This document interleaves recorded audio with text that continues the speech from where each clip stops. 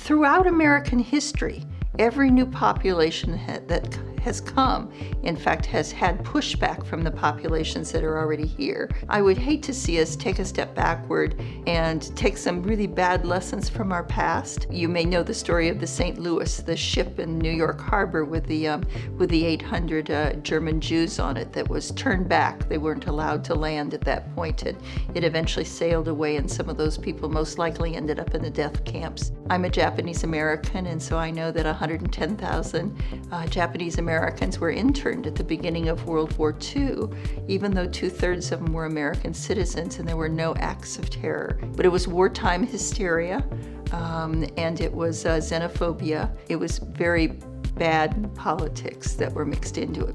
I was here in 1979 when the Vietnamese were resettled. There were fears, just rampant fears, that the Viet Cong, in fact, had hidden away in the boats of the boat people who were fleeing across the China Sea to the resettlement camps. There was pushback in 1993 when the Bosnians started to come because they were Muslim. It is understandable that people would be very fearful right now.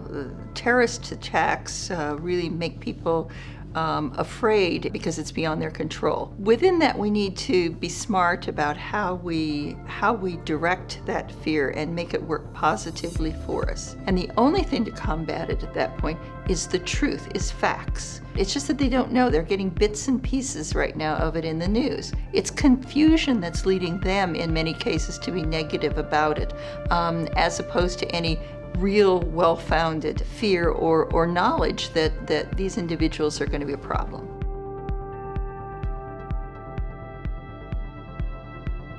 We've had really very good experiences here in St. Louis with our refugee population, which has really enriched our community in a lot of different ways. And we have no reason to believe that the Syrians would be any different. In many cases, they're professionals or middle-class individuals who really have skills and the potential to be able to fit into the community and become part of the ethnic fiber that really has made America the wonderfully diverse and great place it is.